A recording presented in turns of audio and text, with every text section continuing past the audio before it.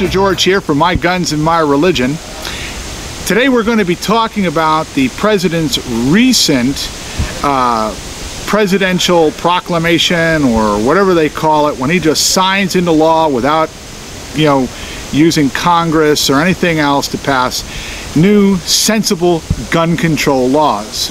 The one we're going to take and look at was the presidential decree that says that you cannot re-import a United States military export weapon. Let's talk about what he's really talking about, because I think in most people's minds, the liberals think we're talking about M16s, we think we're talking about machine guns, but what we're really talking about are rifles like this. This is a 1903 vintage A303. Actually, I think this one was probably built sometime in the late 30s by the serial number. It's a bolt-action rifle, loosely follows the same design as the German Mauser. It shares that heritage also with the British Enfield rifle. It shoots the .30-06 cartridge. It was used during World War I, World War II, Korea, Vietnam, and my understanding is that these rifles are still part of the United States arsenal for certain special uses. They're a very accurate, very reliable weapon. This rifle is banned. This rifle right here is a Russian Mosin Nagant 9130 rifle. It shoots the 7.62x54R cartridge. It was used in World War I, World War II, Korea, Vietnam, and I'll bet that the Russians still have a copy here or there kicking around. Again, standard bolt action, loosely modeled after the German Mauser. Very accurate, very powerful. There's a big difference between these two rifles. This rifle, if you can find one in this nice of a condition, will cost you anywhere between $1,000 and $1,200. This rifle, on the other hand, you can pick up everywhere for about a $100 bill. They're as common can be. Let's take a look at the ammunition that they use. Both of these rifles use standard center fire ammunition. The A303 uses the .30-06.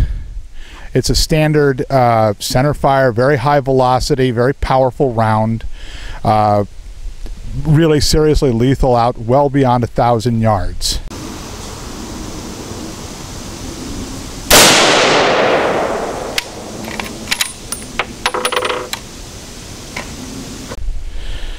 This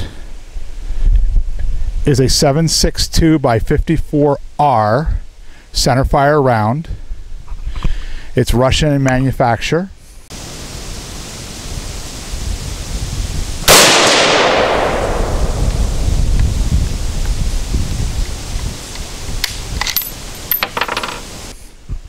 Now, there's some differences.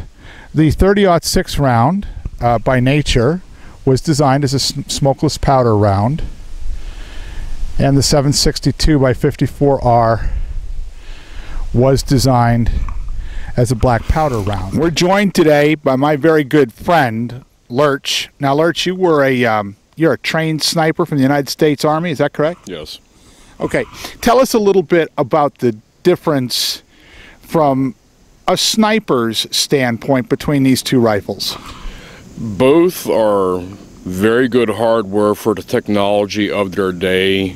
Both at their time of conception were designed for trench warfare, for reaching out for distances between 800 and 1,000 yards between fighting from trench to trench. You would use, heavy machine gun support, which would be your water-cooled automatics, and then these were your basic infantry rifleman's issue. Both very hard-hitting rounds. Both were engineered. The Americans initially came up with the .30-06, which is a very hard-hitting round that's still used today, just as the 7.62x54R round. they modeled that in comparison to the 30-06, and the only difference between the two is with the 30-06, you actually have an inletted cartridge for a tailhook extraction, whereas the Russian round actually has what is the R, which is actually brim on the top of the round.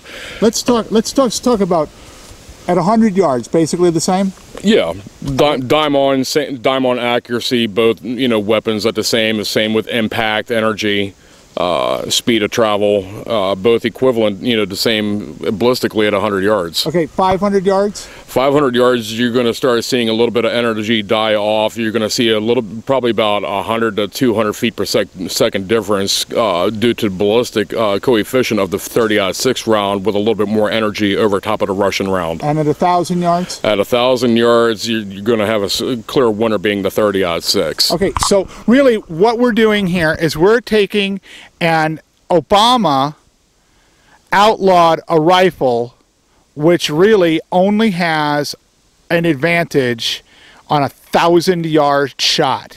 Now, I had to find Lurch, who's a trained sniper. There's not many of them out there who can squeeze what this rifle can do. Here's the bottom line. Here's the bottom line. The president did nothing. He fed the liberals a bill of goods. Neither one of these rifles is a sort of gun that would ever be used in a crime. The only thing Barack Obama did was outlaw a piece of American military history that really, other than maybe out hunting somewhere, probably belongs in a collection or in a museum. Congratulations, Barack. You managed to outlaw $1,000 museum pieces, but you're letting $100 Russian war horses into the free marketplace. That's what I call gun nonsense. Hey, for my guns and my religion, we want to say keep your powder dry and mullen labe. God bless.